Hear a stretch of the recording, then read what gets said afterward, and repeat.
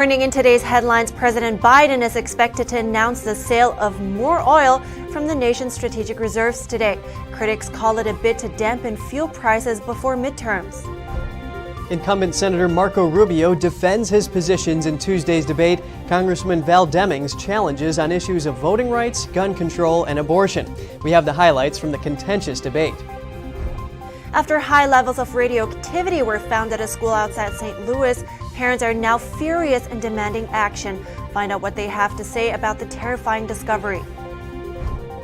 The rapper Ye, formerly known as Kanye West, is handed a cease and desist notice by George Floyd's family. And a team of veterans and first responders have set out to cycle from Santa Cruz to Santa Barbara. We have their story on the road to recovery.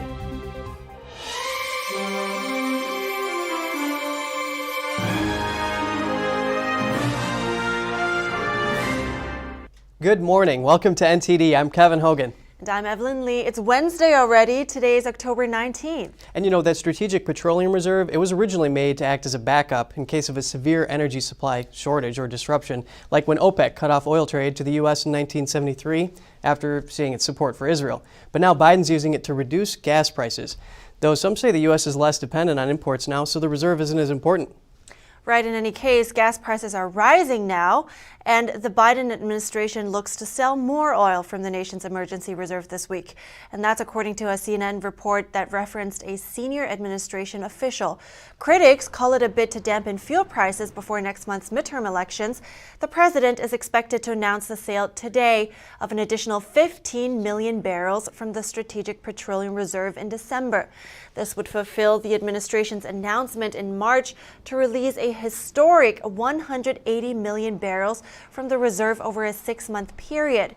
The Biden administration has also spoken with oil companies about selling an additional 26 million barrels to comply with a federally mandated sale. Biden has also made clear that he is prepared to authorize future releases in the coming months if global market conditions require it. Radioactive waste was found at Jana Elementary School outside of St. Louis. Furious parents raised questions at a school board meeting Tuesday night. The parents' concerns stem from a report showing radioactive lead at levels more than 22 times the expected amount. The radioactive material was found in the school's gym, kitchen, and schoolyard. The contamination stems from World War II-era nuclear weapons production. The contaminants entered nearby Coldwater Creek and then spread through the waterway to nearby homes, businesses, and now the school. And I asked you to review the information that we found terrifying, not because we were chicken littles calling for the sky to fall, but because the sky had fallen back in the 40s and no one seemed to care. I've been working 10 years to get a cleanup of radioactive waste in St. Louis. I was a victim, am a victim of exposure to this same waste. The school is closed as of Monday, and most students will continue classes remotely. However, 2 preschool classes will continue to be taught in person at a different location. Yeah, and lead exposure can cause a host of problems like damage to the brain and nervous system and developmental issues. It's especially dangerous for young people. The CDC says there is no safe level of lead in the blood of children. It's expected the children will be moved to new schools before December. And candidates for the U.S. Senate debated in Florida yesterday. Incumbent Senator Marco Rubio is seeking a third 6-year term. Congresswoman Val Demings challenged the senator on issues like voting rights, gun control, and abortion. NTD's Jeremy Sandberg has more on last night's debate. Demings came out swinging on Tuesday, accusing Rubio of being a serial liar willing to say anything in order to win. What we know is that the senator supports no exceptions. He can make his mouth say anything today. He's good at that, by the way. What day is it, and what is Marco Rubio saying? I've said time and time again, and he knows it, that I support a woman's right to choose up to the time of viability. Rubio has expressed his personal opposition to abortion in all cases, but says he backs exceptions to restrictions because that's what the majority of people support, and that's what can pass. I'm 100% pro-life, not because I want to deny anyone their rights, but because I believe that innocent human life is worthy of the protection of our laws. That said, Every bill I've ever sponsored on abortion, every bill I've ever voted for, has exceptions.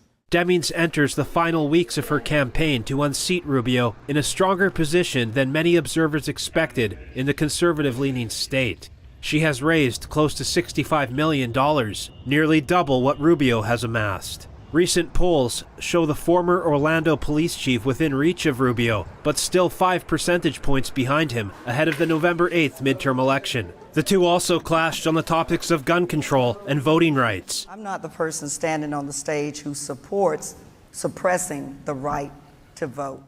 Rubio defended his position on the issues, saying gun control laws proposed by Democrats would not have stopped shootings like the one at Parkland. Demings dug in on the issue of voting rights. We should protect voting rights for everyone, and we need a federal law to keep everybody accountable. Rubio took issue with her claims, asserting that it's never been easier to vote in Florida. We're talking about this. We're talking about, number one, when you go vote, you show an ID. I have been a Hispanic man my entire life. I'm a minority. I've never felt like producing an ID disadvantages my ability to vote. Everyone has an ID. You can't even check into a hotel. You can't buy Sudafed at Walgreens without an ID. Democrats currently hold slim majorities in the House of Representatives and the Senate. With Republicans favored to win a majority in the House, competitive races in states like Pennsylvania, Georgia, and Arizona have increased Democrats' chances of defending their majority in the Senate. Demings is hoping to add Florida to that list. Jeremy Sandberg, NTD News. And another closely watched Senate race is taking place in Georgia. GOP nominee Herschel Walker is striving to unseat incumbent Democratic Senator Raphael Warnock. The Trump-endorsed former NFL star skipped Sunday's second debate at the Atlanta Press Club with Warnock. Walker's campaign team issued a statement Sunday explaining his absence. They called it a one-sided sham hosted by Warnock's liberal friends. They referenced a Free Beacon report that says some of the organizers donated to Warnock's campaign and his political allies. The statement also listed a multitude of questions Warnock had refused to answer directly in the first debate. Walker held a campaign rally in Atlanta yesterday. While there, he called out his opponent, saying Warnock is not taking responsibility as a leader. Here's more from Walker's speech yesterday. Senator Warnock said that we were trying to hurt the name of Dr. King. Well, first of all, Dr. King has nothing to do with what's going on behind us right now. And I think it's wrong to have leaders to not retake responsibility to do what's right.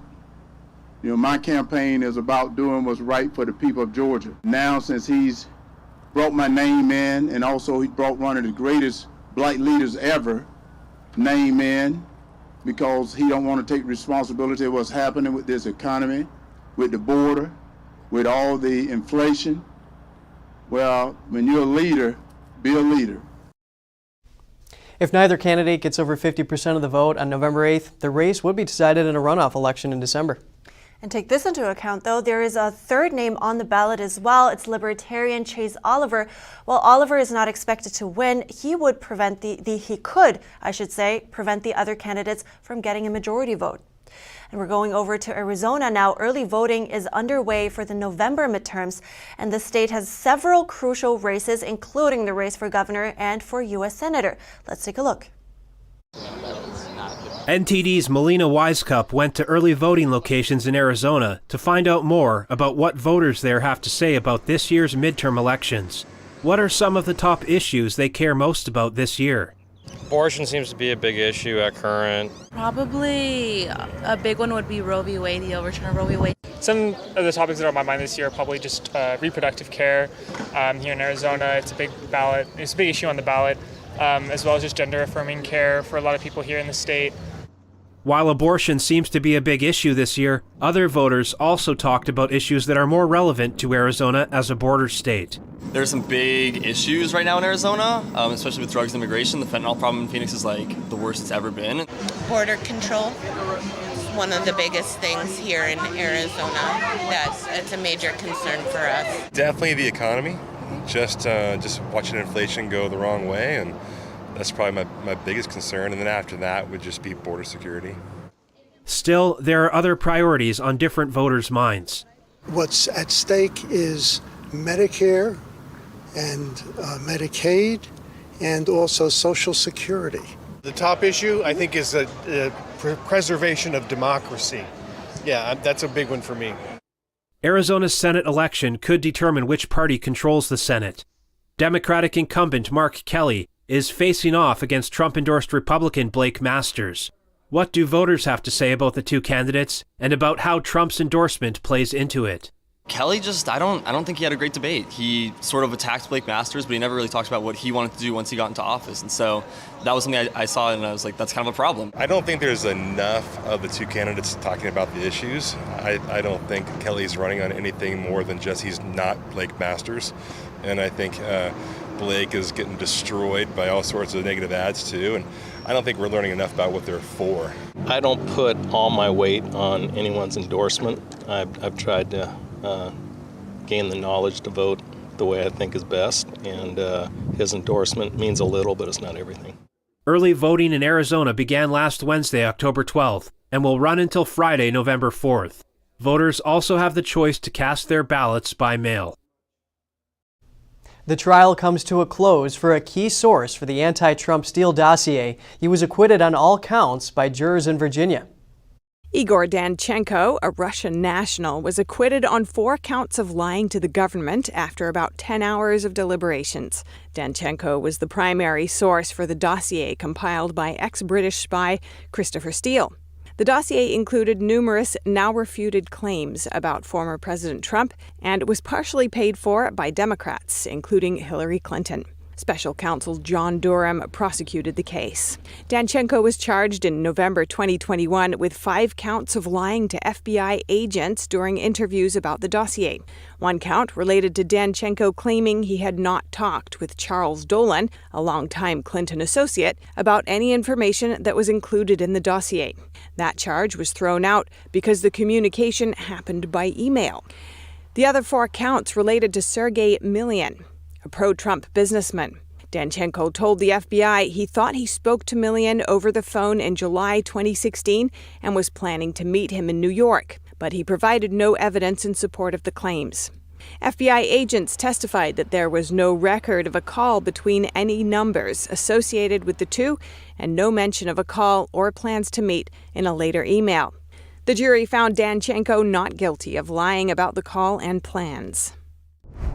Coming up, dozens of law enforcement personnel are searching a large landfill for the missing Georgia toddler. And violence erupts as Chilean protesters clash with police. The clashes mark the 3rd anniversary of protests against inequality in the country. Stay tuned for more after this short break.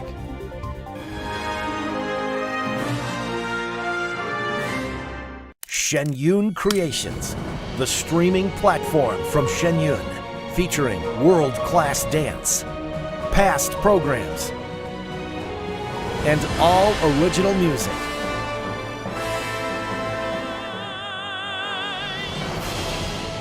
Masterclasses, behind the scenes, comedy, and more. Explore shenyuncreations.com. Freedom is not free, and neither is the truth. In order to bring you the facts, our reporters are out there on the front lines getting the true story.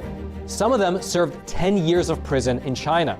We've been censored on social media. Our Hong Kong printing offices were set on fire, and we've been repeatedly attacked by the Chinese Communist Party. But no matter what, we believe that you deserve the truth, and so we'll continue to bring the truth to light. Head on over to getepic.com and try honest journalism that is based in truth and tradition. We'd love to have you on board.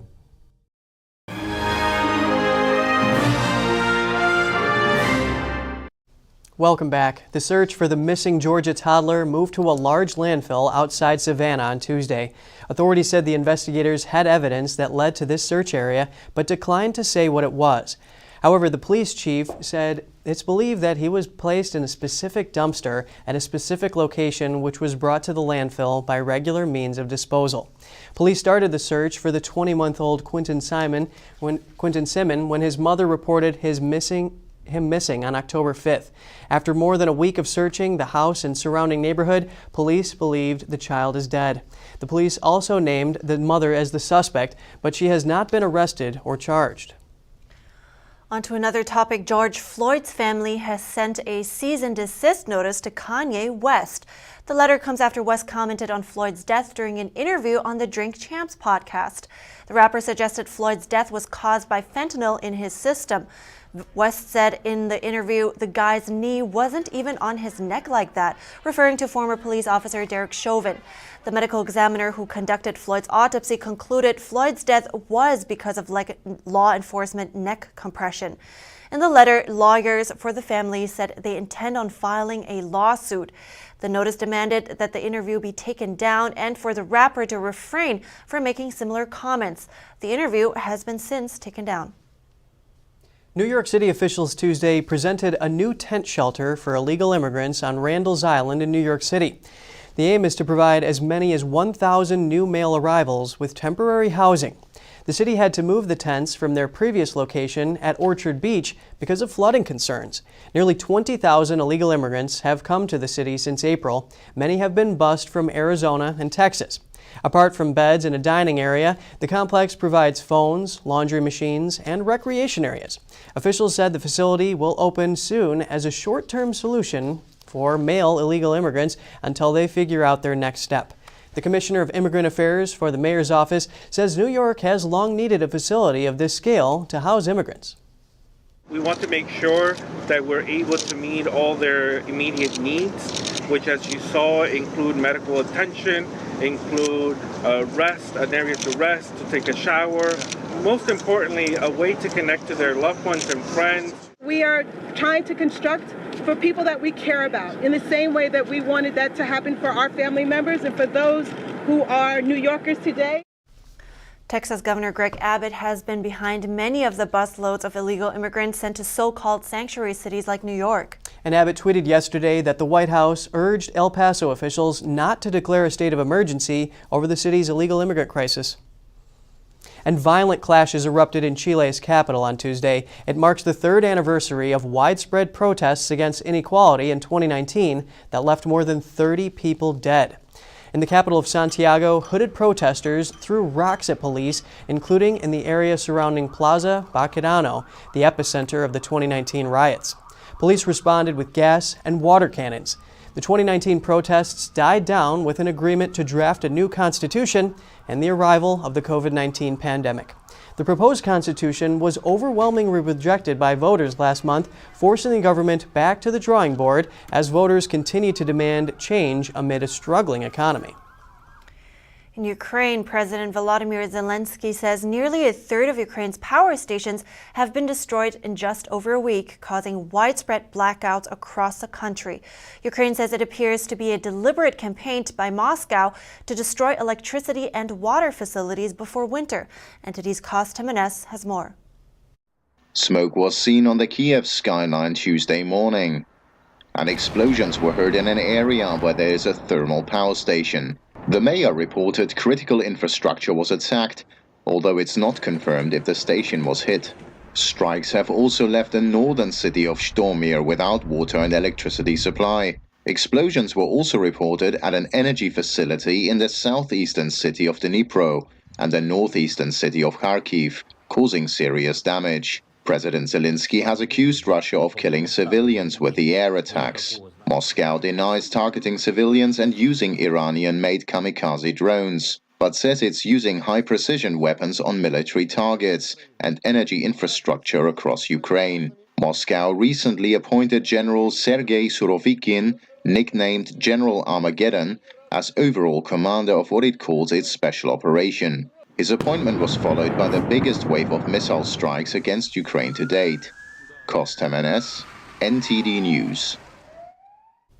UK Prime Minister Liz Truss has warned of tough times ahead as she addressed Parliament yesterday. She described tax U-turns as painful while speaking to fellow Conservative MPs. The Prime Minister defied calls for her resignation. Here's NTD's Kos Temenes with the details. British Prime Minister Liz Truss said she would continue trying to put the British economy on a stronger footing, despite the tax cut U-turns earlier this week. Truss on Monday said she was going too far and too fast with her radical economic plan to snap Britain out of years of tepid growth. She said she is still committed to boosting growth through economic reforms. Calls for her resignation have been mounting just 6 weeks after she became Prime Minister. A new opinion poll shows little support for Truss among Conservative Party members, with more than half of those polls saying she should resign. A third wanted her predecessor Boris Johnson to return. Truss has said she will fight on and told her top ministers she wanted to level with the public, that there were tough times ahead. Markets are still under strain even after her finance minister Jeremy Hunt tore up her plans on Monday. Truss says she accepts responsibility and is sorry for the mistakes that were made, describing the U-turn on her tax cuts as painful, while asserting she will lead Conservatives into the next election. It's unclear whether the apology will quell a growing rebellion in her Conservative Party. Cost Jimenez, NTD News. And this next one is for the Netflix watchers out there. Netflix apparently has a plan in place to crack down on password sharing. Everybody brace yourselves for that starting next year. The streaming giant shared this and more during its earnings report Tuesday. Back in March, Netflix started testing extra member and profile transfer features in Chile, Costa Rica, and Peru. These two features will be broadly implemented in 2023. The profile transfer feature allows users to transfer their current profiles to a new paid account. For those who want to continue to share their account with family and friends, the extra member option allows users to create sub-accounts under their main account, but for an additional fee. No word on what that fee would be, but during the testing it cost around $3 in Costa Rica. Coming up, a team of veterans and first responders have set out to travel from Santa Cruz to Santa Barbara on bicycles. We have their journey to recovery after the break.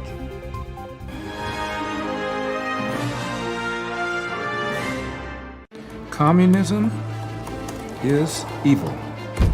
Oh, come on. Listen, if you're as tired of the censorship as I am, I've actually got good news for you.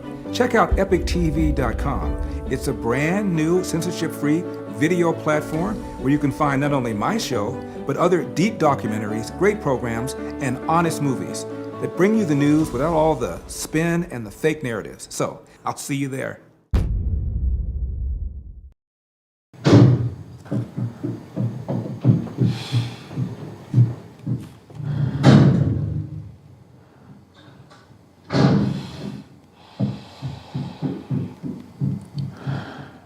I love you!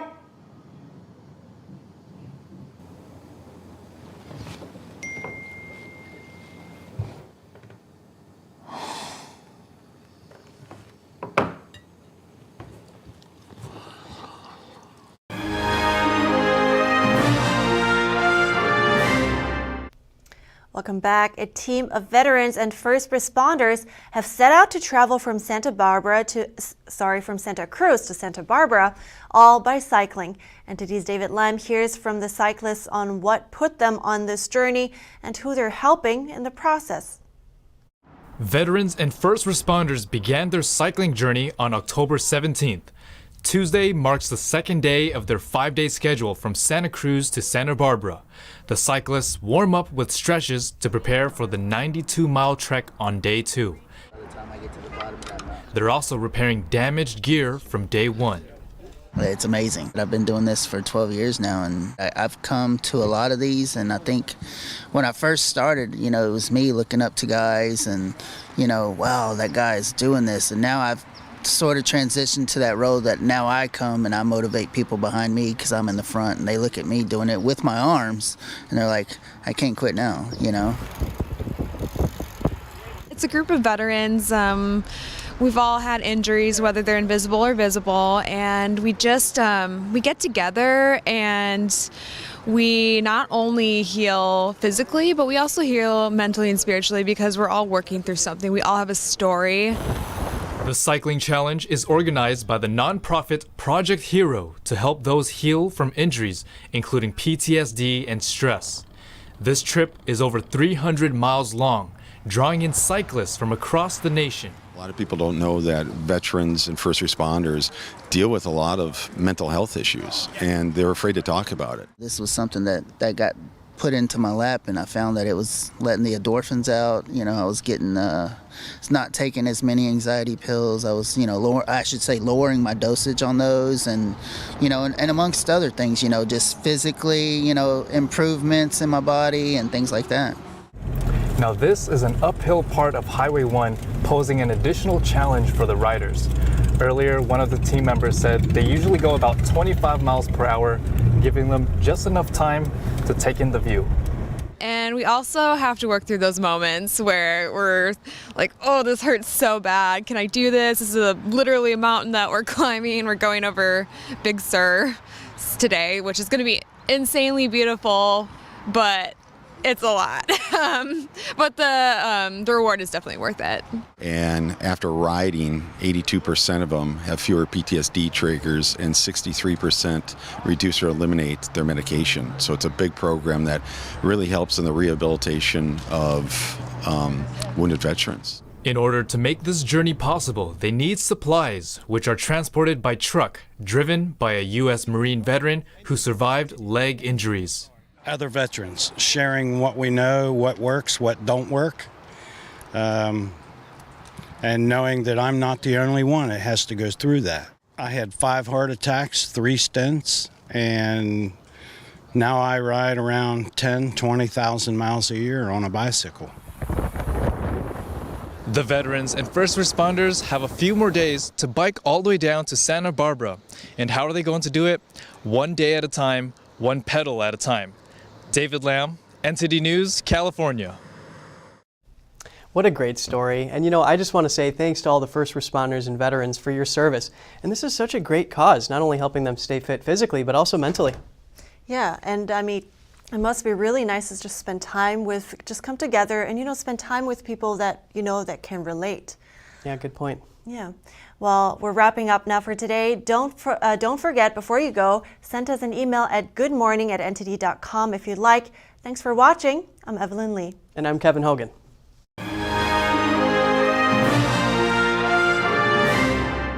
Thanks for watching us on YouTube. Did you know YouTube only keeps selective videos on its platform? So if you want to make sure you get the full picture, just subscribe to our newsletter. Go to newsletter.ntd.com and sign up. It's free.